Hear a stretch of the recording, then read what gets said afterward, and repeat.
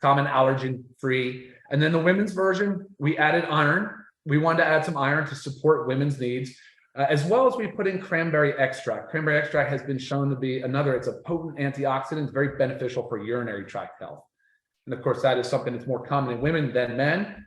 And also has all the B vitamins. And again, the B vitamins are methylated forms. So we always try to go with what's most bioavailable. So the B12 is methylcobalamin. The folate is a methylated version of folate. So yeah, that's a really important aspect to the multivitamin. Multivitamin, how to get the most out of it. Do you want to say something? Well, I was going to say jump in. two questions that I commonly get. Ryan touched on the B vitamins, but I constantly get, my doctor says I'm low on B12. What can I do? It's typically the B12 they measure. But again, in the multivitamin, and another one that's very common is I am postmenopausal and I should not be taking iron. Mm-hmm. Are you going to have one without iron? Well, women, you can take the men's. Yeah. It is formulated without iron. Just because it says men, it's okay. Yeah. You can take it. So that's what I always recommend for those postmenopausal women that cannot take iron. Yeah. Now, I was just going to comment the best way to get the most out of it, because of the B complex and the B vitamins are so involved in energy production, that I would suggest taking it earlier in the day and taking it with food. So maybe that first meal of the day, whatever time that is, that's probably the best time to take the multivitamin. That's going to help you out the most. All right, let me just jump in real quick. I want to see if anybody has any questions, because again, we're going to move through. I want to move through. There's quite a bit to cover. Lisa, is there anything else that you wanted to touch on before we move on? Not necessarily in the multi. Okay. I'm just trying to see right now if some of these questions are coming in. Yeah, unrelated to what we're talking about right now, though. Unrelated. And you mentioned though taking this in the morning more so because of the B vitamins and the B vitamins, and also some of the ingredients are fat soluble, so taking with food is going to help, is beneficial. Right. So, for example, like you want to take it with a fat, or food in general, but yeah. What would be a healthy fat though? Because we're going to talk about that with vitamin D. So what would be a healthy fat for like the first meal? Okay. Adding some, eggs and avocado. Yeah. Okay. Perfect example there. Even just eggs itself, because you've got the good healthy fats in the yolk. All right. So let's move on. We're going to move on, but I want to tell you something, guys. This is really important to keep in mind. You're going to notice that there's two other essential, so we have vitamin D3 and we have magnesium. Now, we did take those out of the multi. We also left out calcium. There's a reason behind that. There's a clinical reason for that. So if you're going to need to take calcium, I want you to focus on calcium. Buy the most bioavailable form of calcium. There are lots of different calciums available. Know how much you're taking. Monitor your levels. You may have to move it up and down. You can't do that when it's packed in a multivitamin. Magnesium, and that's kind of the premise with vitamin D. That's why we didn't put the vitamin D in there. Plus, it's a volume thing. How much can you actually get into these capsules? But the vitamin D, it's the same kind of concept. It's fat soluble, so it can build up in the tissues. We wanted to leave it out of the multi so that you could custom tailor your dosing. Magnesium, we left out of the multi because it can actually interact with things. It can chelate and bind to certain things and other ingredients. So we've gotten the same thing. We wanted to have more control over our dosing, and we'll get into that in just a moment. So if something chelates and binds, prevents absorption. It locks together. Okay. Chelation is just basically locking together, can't go anywhere, it's stuck. All right. That's layman's term for it. All right, let's move on to say vitamin D. All right. Okay, do you have anything on the? Yeah. Do we miss anything? Are we good? On the multis? On the multis? No. Let's go to the D. All right, sweet. All right, we're going to do vitamin D. All right, guys, vitamin D, also known as the sunshine vitamin. That's because your body makes it, right? It's sort of essential. Your body does make it, but it's in response to sunlight. So the problem with that is that imagine northern climates right now. Imagine overcast, rainy, cold skies. You're not getting out. You're not seeing the sun that much. Even for people that are in the warmer climates in the winter and getting out, you're still seeing clinical results in the blood work, insufficient. Sure. We live in Florida, and the majority of people still. And we still obviously supplement, but there's a risk reward. You have to weigh out your benefits of being in the sun without sunscreen and exposing your skin to the sun. And that's a whole lively discussion in itself, right? Mm-hmm. So sunshine vitamin, the body can make it. And the same way that we supplement with it. So when you supplement with vitamin D, we chose vitamin D3. It's the most bioavailable form. We added it with K2 because there's other benefits, increases the absorption of calcium, helps the vitamin D be more active. But when this vitamin D3 is in your body, it goes to the kidney and it becomes a hormone called calcitriol. That calcitriol is known. It is very highly involved in the bone manufacturing process, really is. It recruits calcium. It brings in phosphorus. It works with the magnesium and the vitamin D. So comes together to build bone health. But that's not the only thing that these involved in, right? And so these involved in, we know bone, right? We're talking about immune health now. You're seeing, geez, tons and tons of literature and studies supporting vitamin D for immune health. And of course, I'm seeing it now for energy production. Lots of studies are coming out with energy production as well. Some of you might ask, why can't we get it from our food? Why? Well, you want to answer that one? Why we can't get it? Yeah, well, I mean, we can, but why don't we get enough? Well, the same, I mean, our food is. Unfortunately, our food's fortified with it. So that means that you could eat a lot of fatty fish and get it, mostly fatty fish, but then you'd have to go into fortified foods like cereals and milks. Right. And also with the fish, then we have to worry about the mercury. So we're told also, only consume so much. So it's like a cycle you're just never getting. So supplementing with vitamin D, absolutely. Okay, but how much and why? So vitamin D3, 2,000 units. Okay, 2,000 units per soft gel in here. 2,000 is our what we view as the optimal amount of vitamin D3 to reach a healthy blood level. What's that healthy blood level look like? Well, it's measured in nanograms per milliliter. Next time you're a doctor, I would love for you guys, please ask to have a vitamin D test added on. So when you're looking at the hydroxy vitamin D levels, again, it's like the recommended levels are seriously like insufficient in my opinion, right? But like I like to see people over 30 nanograms per ml, right? Lisa likes to go over 50. Yeah, taking way over 50, but vitamin D3, okay, 2,000 units a day should get you to 30. All right, it should get you to 30, maybe a little higher, up to 50. It's up to you and your physician and your blood work to determine how high you want to go. But you need to be careful though, because vitamin D3 is fat soluble. What does that mean? It means it deposits into the tissues. Okay, depositing into the tissues means that it can become toxic at high amounts. So lots of questions come in. Why not a 10,000 unit? I'm a 10,000 unit type of person. Well, 10,000 units a day, you better be monitoring your blood levels. I want you to be working with a physician if possible. And typically your physician is the one that would recommend a vitamin D 10,000 based on your blood work. It's typically not sold in that high, but we also did, I mean, this is 60 capsules. So we're understanding that some people might need more than the 2,000. So there's 60 in there. So you could take 2 together, you could take three together, but it's the safest way to do this and the most effective way for the majority of people. Right. And that's exactly right. We want outcomes. We want results. And that's what this is all about, guys. All right.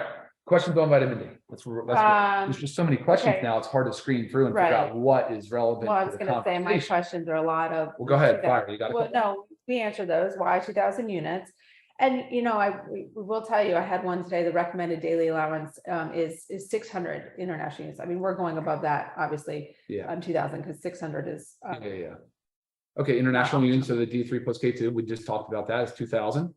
Good question, Ken. Okay, yeah, because don't forget 1 microgram. So these are measured in micrograms. 1 microgram is equivalent to 40 units. So this is 50 micrograms. It means it's 50 times 40 is 2,000 units per soft gel or per capsule. Per vegetable capsule. Oh, a real quick question. When to take? I know we talked about taking this fluid. Why would you prefer taking this in the morning? Oh, yes. Awesome. Thank you for asking that. All right. Vitamin D in the morning with food. How about first meal? Because some people like to fast. All right. So first meal, take your vitamin D. Now studies are supporting the sleep awake cycle, right? They have this huge role in producing melatonin or getting the pineal gland in the body ready for sleep, even early in the morning.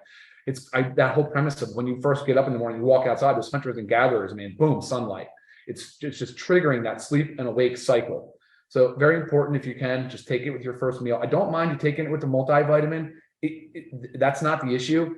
You can take but take it with food if possible. And if not, that's fine. Take it without food. It'll still absorb, probably maybe not as much, but I'd rather you get it, right? And part of our recommendations for sleep, if someone emails me about they need help sleeping, what I recommend, it's always take your D in the morning and take your magnesium in the evening, later afternoon. So you have two of our sleep help aids here.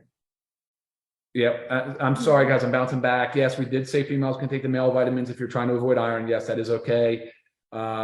We did not say that iron cannot be taken premenopausal. That is not what we said. No, postmenopausal, most doctors will recommend that you do not take iron, but that's based on what your doctor. If your doctor has not told you, because they'll know based on your blood work as well. But you're not losing the iron every month when you're postmenopausal. So that's why. Yeah. Okay. And everything that's contained in the multi is really designed to be well absorbed. Do you see something? Okay. All right. So we're running about quarter after. My goal is to be done about 20 after, 25 at the latest. We're going to move on. How many international units would you need to take in order to start talking about overdosing of vitamin D? We chatted about that. Yeah, What is overdosing? There's really no easy way to say. You could start talking about blood levels over 100 nanograms per ml. I mean, it seems to be dangerously high and toxic. It can go higher, but again, under the supervision of a physician only. Is my recommendation. Too, I'm just speaking of, I saw it this morning.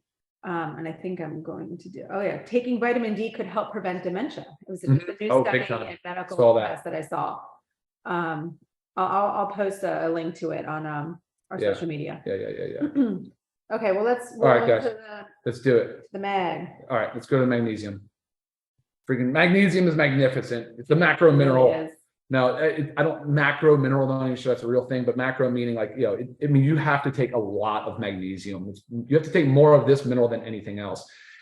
In foods, yes, it's in some foods, but even so, we need to get some out of the supplements.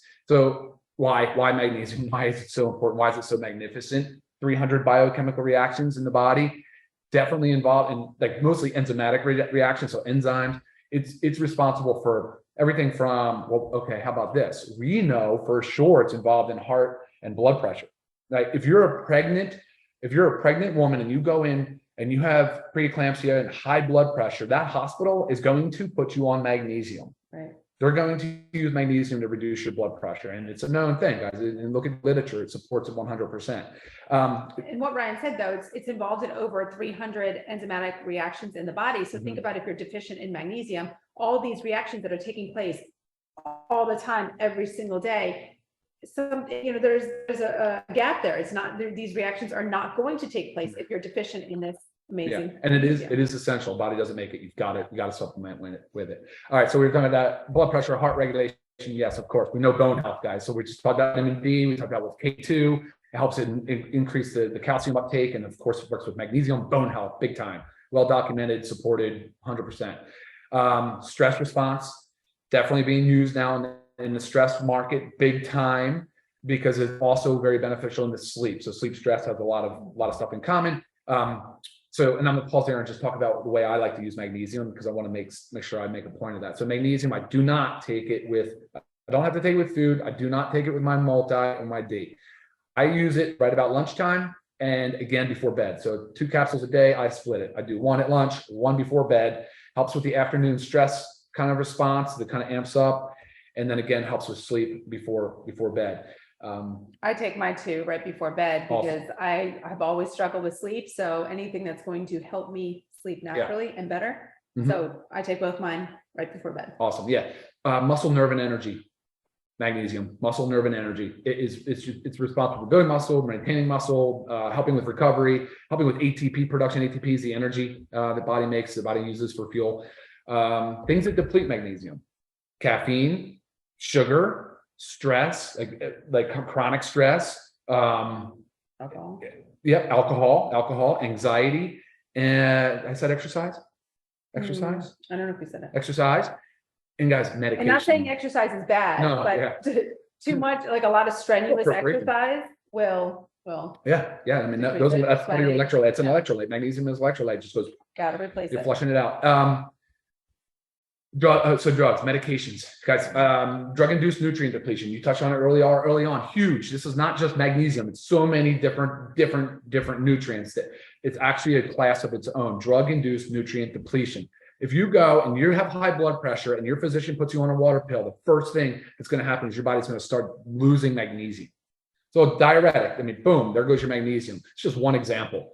And so another reason why to make sure you're supplementing with magnesium. Muscle cramps, leg cramps, another area that is very commonly used for magnesium. Forms of magnesium. Yeah. All right, that's a big question. You get that a lot. All right, we chose magnesium glycinate, predominantly glycinate and gluconate, because there's a lot of magnesium supplements out there that use things like magnesium citrate. Yeah, sure, it might absorb a little bit, but it's also going to cause diarrhea along the way. I mean, a lot of it has to do with gut tolerance. Like how much can you handle before it starts making diarrhea? Obviously, enough magnesium, it will cause diarrhea, but So other forms are just less desirable. And then magnesium oxide, super common, doesn't absorb. It's like the worst form of magnesium. I would never recommend it, but unfortunately we see it in a lot of supplements. So look it up, guys. Magnesium glycinate, magnesium gluconate, two of the most well-known, studied, supported, like definitely the best forms of magnesium. Oh. Yep. Cool. What else? You answered my questions there. Oh, awesome. Did you do vegetable capsule? Soy-free, dairy-free, gluten-free, common allergen-free. Let's see what other questions are coming in. You know what? I do actually get, I do want to say that the vitamin D is not vegan. Oh, okay. Yeah, it's Not from vegan. sheep's wool. The capsule is, but True. the D comes from sheep's wool, because I do get that question a lot. All right, look, guys, that's 21 minutes after noon. All right. You know, let's just Go one for it. quick little plug here. So Yeah. this lovely Yeah. pack right here. Okay, this is only $29.95. So Yeah. for the 3 supplements, that.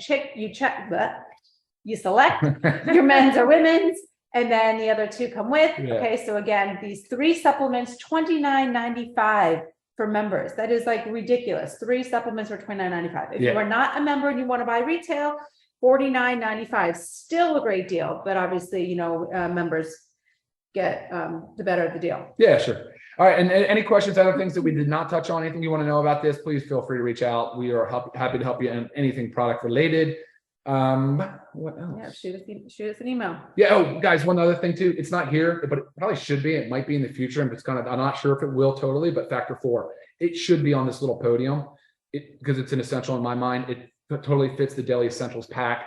It supports the body in so many ways. It complements these products incredibly well. But for right now, it's not part of the Daily Essentials pack.